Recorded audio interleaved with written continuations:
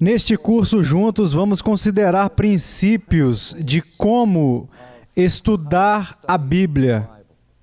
O objetivo deste tempo juntos é para que todos nós possamos crescer na nossa habilidade e destreza como intérpretes da Bíblia, para que possamos ler esse livro por conta própria, compreendê-lo e sermos capazes de lidar com ele de forma responsável, madura e diligente. Eu adoraria ser capaz de dar um curso sobre como estudar a Bíblia em 3 lições fáceis. Mas até agora eu não fui capaz de elaborar essas 3 lições fáceis que farão isso. Este curso vai exigir trabalho. Vamos tentar ampliar o nosso conhecimento, vamos tentar ampliar a nossa compreensão e obter ferramentas melhores para que saibamos como lidar com passagens difíceis na Bíblia. E nesta primeira aula juntos, eu gostaria de explorar a questão mais básica de todas, e essa é: por que devemos estudar a Bíblia? Vamos fazer isso depois de começar com a oração. Nosso Pai e nosso Deus, nos curvamos diante de Ti como o autor da verdade, aquele a quem cada um de nós é, em última análise, responsável por como lidamos com a verdade. E oramos para que fortaleças a Tua igreja, fortalecendo o Seu povo no seu conhecimento e na sua habilidade de compreender e obedecer a Tua verdade. Pois pedimos essas coisas em nome de Cristo. Amém. Todos os anos, os resultados são os mesmos. A Bíblia continua a ser o eterno best-seller nacional de todos os livros impressos. Mas os cínicos, é claro, respondem a isso dizendo: sim, todos compram uma Bíblia, todos possuem uma Bíblia, mas há poucos refinados que a leem, e ainda menos que a estudam diligentemente. É claro que uma coisa é estar envolvido em um devocional diário, onde pulamos uma porção pequena das Escrituras e meditamos nela, que tem o seu valor real. Mas isso não é a mesma coisa que estudar as Escrituras a fim de aprofundar a nossa compreensão das coisas de Deus. E há muitas pessoas na igreja que sentem e às vezes são sobrecarregadas de culpa porque os pregadores continuam nos dizendo que devemos ser estudantes diligentes da Escritura, devemos conhecê-la melhor do que nós. E eu penso, enquanto falo com os cristãos, que muitos deles são muito tímidos sobre discutir esse assunto, mas às vezes, nas circunstâncias certas em particular, eles vão dizer: veja, eu realmente não li a Bíblia inteira, ou eu realmente não sou muito disciplinado em estudar as Escrituras. E muitos dizem para mim: eu tentei de muitas maneiras diferentes, eu segui todos os tipos diferentes de cronogramas, mas eu realmente nunca fui capaz de aprofundar nisso. Uma pesquisa recente do pessoal da Gallup indicou que as pessoas ainda têm uma grande consideração pela autoridade das Escrituras. Mas a pesquisa também revelou o que a maioria de nós já esperava que fosse o caso, e que há um segmento muito pequeno da população cujos valores reais, ideais e pensamentos foram condicionados e informados pelas Escrituras. E isso é algo que pode ser medido de tempos em tempos e de geração em geração. E por uma infinidade de razões, eu penso, de alguma forma, esta era da civilização ocidental não produziu um desejo ardente entre as pessoas de dominar a palavra de Deus. Agora, não temos tempo para explorar todas as razões disso, mas há 2 problemas que ouço repetidas vezes e que gostaria de comentar brevemente. O primeiro também é um pouco cínico. As pessoas me dizem com frequência: eu não estudo a Bíblia porque ela simplesmente não é mais relevante para a nossa cultura. Por que eu deveria me dedicar ao estudo intensivo de um livro tão denso e de tantos enigmas que cobrem a história que ocorreu há tanto tempo sobre uma nação judaica da qual eu realmente não estou tão interessado, e todo esse negócio de detalhes religiosos que encontramos nas Escrituras? Por que eu deveria me dedicar a isso atualmente? Não podemos mais ser guiados por um livro que foi escrito em um ambiente pré-científico por pessoas primitivas que não entendem as dimensões sofisticadas da vida moderna. Vocês já ouviram essa objeção tantas vezes quanto eu, e talvez vocês até tenham sido um daqueles que já expressou essa objeção. Penso, por exemplo, que esse problema específico não é novo. As pessoas no terceiro século estavam discutindo sobre a relevância das Escrituras, e isso tem sido um problema em todas as gerações. Penso que, à medida que o tempo passa desde a antiguidade, talvez o problema se torne mais grave. Mas pense em um dos romancistas mais famosos da América, que lutou com essa questão e que, em certo sentido, escreveu um livro inteiro sobre isso. Estou lembrando do Herman Melville, talvez o maior romancista que essa nação já criou. Não, Melville, sem dúvidas, é famoso por seu trabalho mais importante, Moby Dick, a história da busca do rei Ebb pela grande baleia branca. Mas também sabemos que, além de Moby Dick, Melville escreveu muitas outras histórias, algumas histórias de aventura no Mar do Sul e outra que foi produzido um filme em Hollywood chamado O Vingador dos Mares. Mas é um pequeno livro que Melville escreveu que agora me interessa, e é um livro intitulado Redburn. E é a história de um jovem que, quando adolescente, fez sua primeira viagem através do Atlântico, a fim de voltar para a terra de sua família em Liverpool, na Inglaterra. E já fazia alguns anos desde que os seus pais imigraram da Inglaterra para este país, e o seu pai se preparou para enviar o rapaz nesta viagem oceânica, que era realmente perigosa, mas era o momento dele despertar para a vida adulta e madura. E assim o pai pegou o jovem Redburn de lado e ele lhe deu uma preciosa herança familiar. Ele disse: filho, aqui está o mapa da cidade de Liverpool, que guardei comigo desde o dia em que saímos de lá, há tantos anos, para que, quando você chegar à nossa cidade natal e desembarcar do navio, você possa seguir o mapa, e o mapa guiará o seu caminho por essa cidade radiante de Liverpool, este centro industrial da Inglaterra, e o mapa te guiará por todas as ruas e todos os marcos importantes. Então Redburn pegou aquela herança de família em seu peito e a colocou em sua mala de marinheiro e cuidadosamente a protegeu das tempestades durante a jornada pelo Atlântico. E depois de uma travessia muito perigosa, sobrevivendo aos ventos e às tempestades no mar, o jovem finalmente desembarcou na costa longínqua e teve sua primeira impressão da cidade de Liverpool. E ele estava animado quando desembarcou, e ele observou a cidade. E ele imediatamente abriu a sua mala e pegou o seu mapa. E ele começou a seguir as direções do mapa. Mas ele seguiu 2 ruas indicadas no mapa. E então ele fez uma curva como o mapa indicava. E de repente, o marco que estava listado no mapa não existia mais.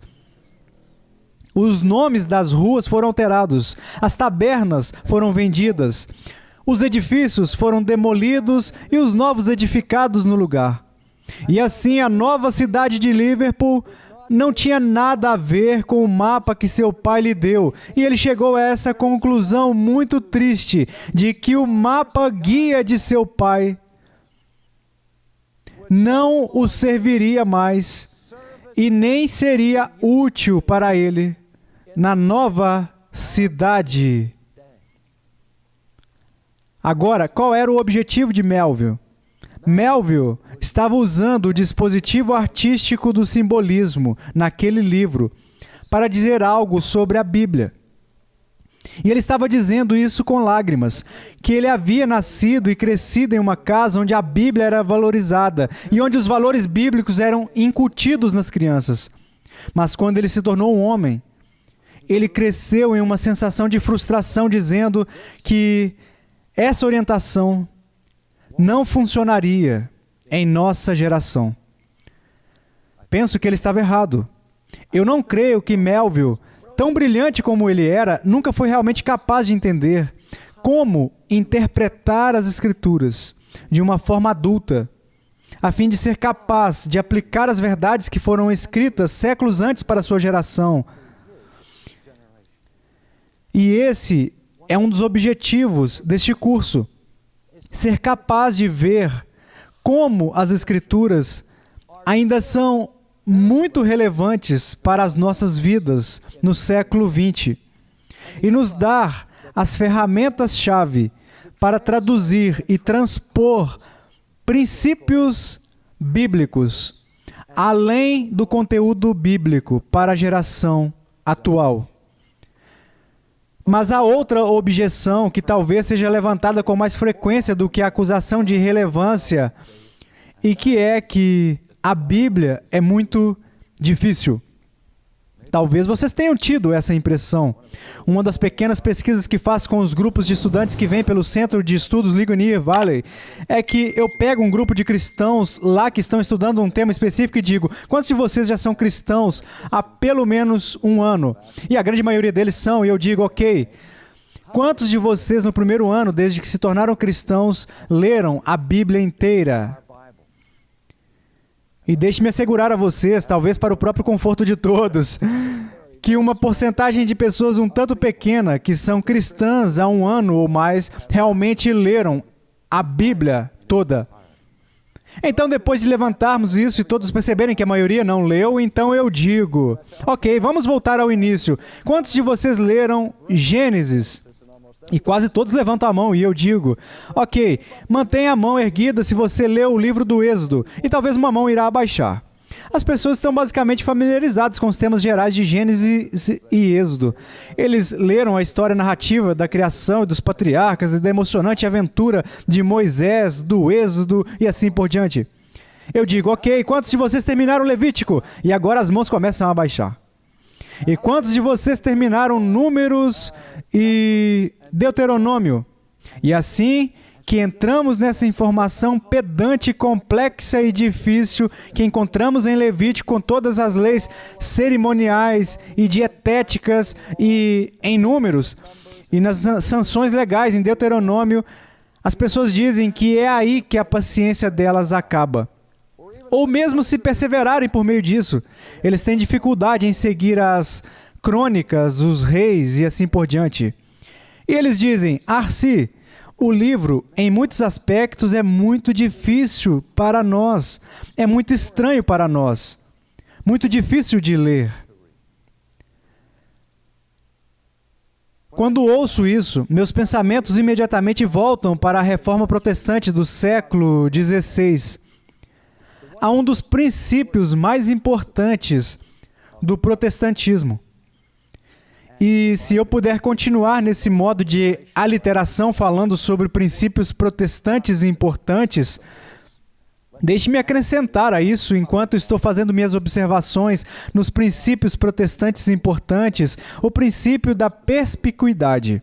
Agora, há um mundo técnico, uma palavra. O que significa perspicuidade quando é usada para descrever a Bíblia? Esta foi uma ideia desenvolvida pelos reformadores protestantes e um tanto calorosa para o coração de Martinho Lutero. Perspicuidade refere-se ao que chamamos de clareza das Escrituras. Ora, você pode pular para cima e para baixo neste ponto e dizer: bem, é exatamente onde encontro o meu problema. As Escrituras não são claras para mim, parece tão confuso. E quando eu estou lendo, em um momento eu estou lendo algo de Tiago, outra hora de Paulo, e às vezes eles parecem contradizer um ao outro, e eu não sei como conciliá-los. Como alguém pode falar sobre a clareza das Escrituras quando você lê o livro do Apocalipse, ou o livro de Daniel, ou o livro de Ezequiel, com todo aquele simbolismo enigmático contido lá, que é tão difícil para nós seguirmos? Parece que nossos guias não nos dão uma pista de como entender essas coisas. Bem, quando Lutero e os reformadores protestantes estabeleceram o princípio da perspicuidade da Escritura, eles estavam dizendo que a Bíblia é basicamente clara, ou essencialmente clara. E o que eles queriam dizer com essencialmente clara era clara em relação ao essencial. Clara no que diz respeito ao essencial. Isto é, uma criança que tem a capacidade de ler, talvez em um nível de quinta série, pode percorrer o seu caminho pela Bíblia. Há muitas palavras que ele não entende. Há muitos conceitos que estão teologicamente além dele. Há muitos símbolos que ele perderá completamente, mas a mensagem básica será retida. Essa mensagem básica que Lutero estava falando é a mensagem básica da redenção, a mensagem da salvação, a mensagem que nos diz que nós, como seres humanos, somos criados por um Deus Santo e que depois que Deus nos criou, de muitas maneiras, violamos a confiança dessa criação.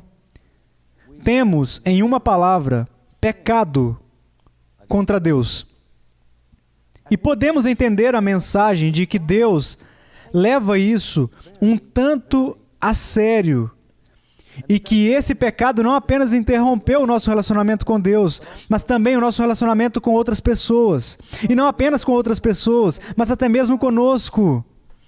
E também podemos receber a mensagem de que Deus se importa com isso, que Deus deseja redimir essa rachadura, essa ruptura, essa lamentável queda da humanidade. E que ao longo da história, ele está alcançando o seu mundo caído e que o ápice de sua obra da redenção é encontrado no envio do seu Filho ao mundo, como nosso Salvador. E meu filho de 6 anos, meus filhos, quando eles tinham 6 anos de idade, entenderam que Jesus os salvou dos seus pecados. Eles não entenderam as teorias complexas da expiação.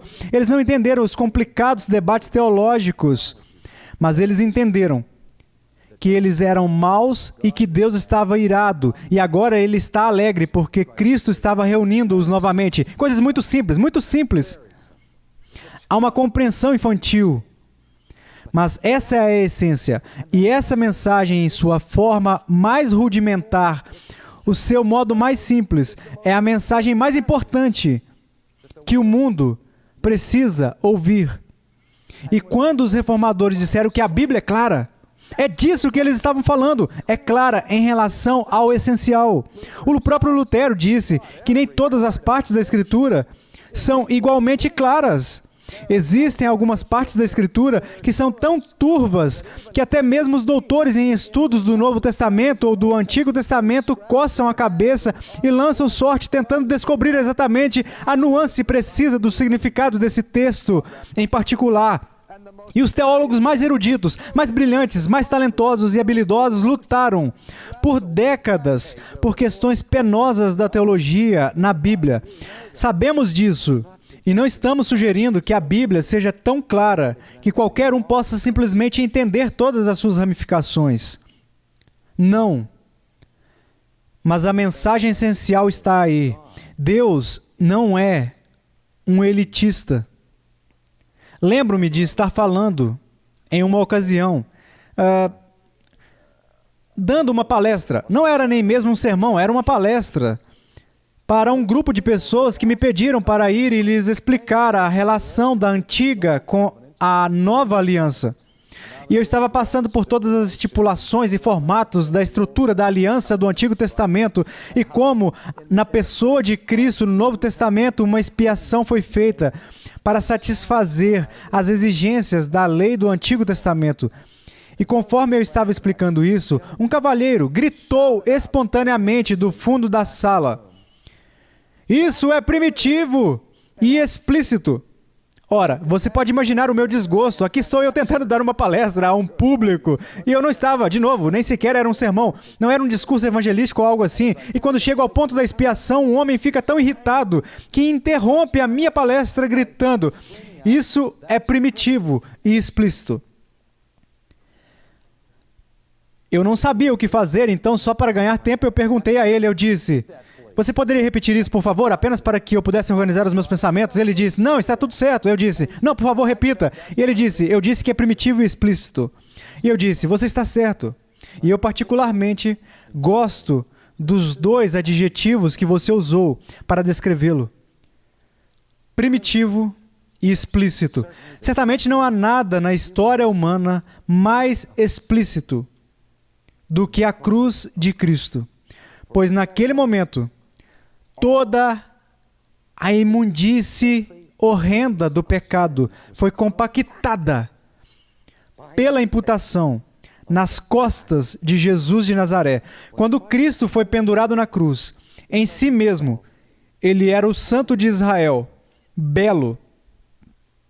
Mas por imputação, uma vez que o pecado do mundo foi colocado sobre ele, ele era a encarnação, naquele momento, de explicitude. Mas o mais importante para a nossa consideração hoje é o outro adjetivo que o homem usou, primitivo. Eu disse, isso mesmo, você tem níveis um tanto altos de prosa e poesia literária a serem encontradas na Escritura. Mas, por outro lado, a mensagem básica é exatamente o que você está intitulando, é primitivo.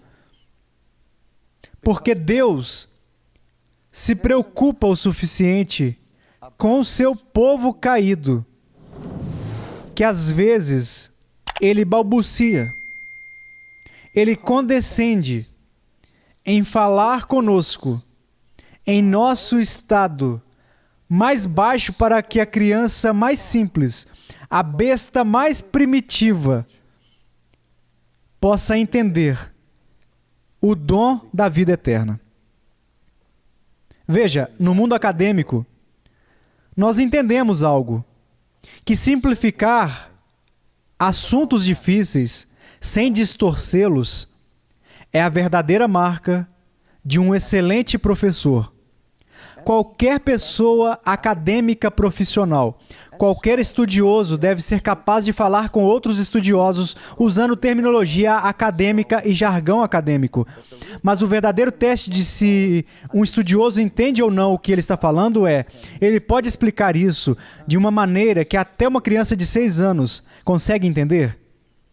Porque se eu realmente entendo algo, eu deveria ser capaz de comunicá-lo. E se eu não posso comunicá-lo, isso pode ser uma indicação de que, em primeiro lugar, eu realmente não entendo. Então, eu estou sugerindo, o que eu estou dizendo é, em certo sentido, duplicado. Eu estou dizendo, sim, eu sei o que você está sentindo quando você diz que a Bíblia é muito difícil. Há partes dela que são terrivelmente difíceis. Mas, por outro lado, quero lembrá-lo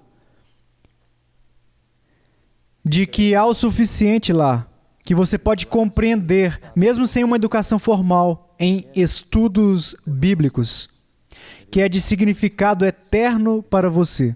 Mas eu não quero simplesmente deixá-lo aqui, eu quero dizer, e este é novamente o objetivo deste curso, que todos nós podemos, não importa quem somos, não importa quanta educação tenhamos e quão longe tenhamos progredido academicamente, cada um de nós pode melhorar a nossa habilidade em lidar com esse livro.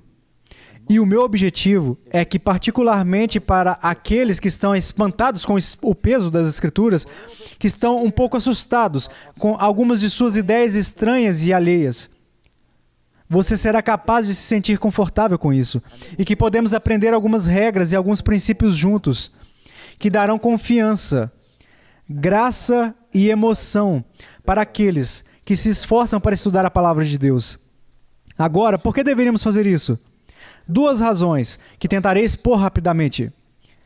A primeira razão pela qual devemos estudar a Bíblia, não apenas lê-la ou examiná-la casualmente, devocionalmente, mas porque o estudo disciplinado deve ser nosso objetivo, é este. Porque, queridos amigos, é o nosso dever. Eu sei que, falando de explicitudes, que a palavra de 5 letras que se tornou talvez a explicitude mais desprezada em nossa cultura de hoje, é essa palavra de 5 letras, D-E-V-E-R, dever. Não podemos evitá-la agora. Deus, de fato, exige de cada um do seu povo, não apenas dos sacerdotes, dos profetas ou dos estudiosos e dos teólogos. Ele exige de cada um de nós que sejamos diligentes no estudo de sua palavra. Deixe-me voltar a um dos textos mais importantes do Antigo Testamento, um que tenho certeza que vocês já ouviram, pelo menos de passagem, um que é muito importante para a comunidade judaica, porque estava no coração da adoração judaica no Antigo Testamento. Ele está em Deuteronômio, capítulo 6, começando no versículo 4, que inclui o Shema, o Ouve Israel, o Senhor nosso Deus é o único Senhor. Amarás, pois, o Senhor teu Deus de todo o teu coração, de toda a tua alma e de toda a tua força. Esse é o grande mandamento, não é? Mas a Bíblia continua: estas palavras que hoje te ordeno estarão no teu coração. Tu as inculcarás a teus filhos, e delas falarás, assentado em tua casa e andando pelo caminho, e ao deitar-te e ao levantar-te. Também as atarás como sinal na tua mão, e te serão por frontal entre os olhos. E as escreverás nos umbrais de tua casa e nas tuas portas. E ele continua dizendo que você deve ser tão dedicado em um estudo das coisas de Deus que você falará sobre essas coisas quando você se assentar, quando você se levantar, quando você se deitar, quando você estiver na mesa. Atarás em tua testa, atarás em seus pulsos, escreverás nos umbrais e nas portas. Em uma palavra, Deus está muito interessado que sejamos diligentes no estudo de sua palavra. Mas não é suficiente falar de dever. Com esse dever vem um privilégio sagrado. Nosso Senhor nos disse que Ele veio para que pudéssemos ter vida.